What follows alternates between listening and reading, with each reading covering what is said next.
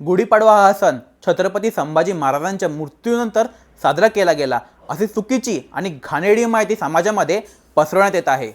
औरंगजेबाला पण हेच हवं होतं की कसे हे मराठी लोक त्यांचे सण सूद विसरून जातील, कारण की त्याला माहिती होतं ही मराठी लोक त्याच्या राजासाठी किती एकनिष्ठ आणि स्वाभिमानी आहेत आणि त्याच्या राजाचं दुःख बघून ते लोक त्यांचे हे सण सूद सोडून देतील, साजरे करणं सोडून देतील। तुमच्या माहितीसाठी सांगतो की गुढीपाडवा हा सण 300-400 वर्ष जुना नाही तर हजारो वर्ष जुना आहे।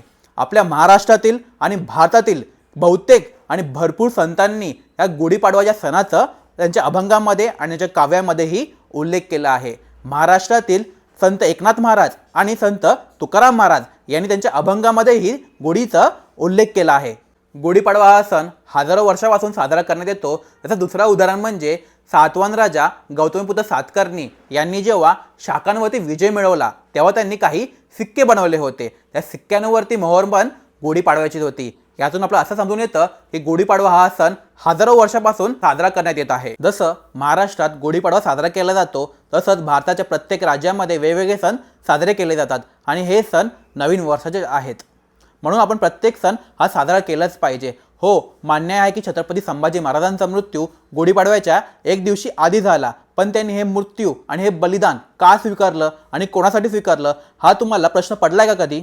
हे बलिदान त्यांनी त्यांच्या संस्कृतीसाठी, महाराष्ट्राच्या मातीसाठी आणि महाराष्ट्रातील रयतेसाठी स्वीकारलं। मग आपण हे सण साजरे केले नाही तर सगळ्यात जास्त दुःख हे त्यांना होईल, म्हणून आपण हा सण साजरा केला पाहिजे। एकट्याने नाही तर प्रत्येक समाजाने एकत्र येऊन हा सण साजरा केला पाहिजे। आणि औरंगजेबाची जी कपट विचारधारा होती की महाराजांच्या मृत्यूमुळे आपण हे सणसूद हे सोडून टाकू, महाराष्ट्राच्या मातीतून हे सणसूद नष्ट होऊन जातील, ही विचारधारा आपण भारतातून बाहेर फेकून टाकू आणि एकत्र येऊया। जय हिंद, जय शिवराय, जय भीम।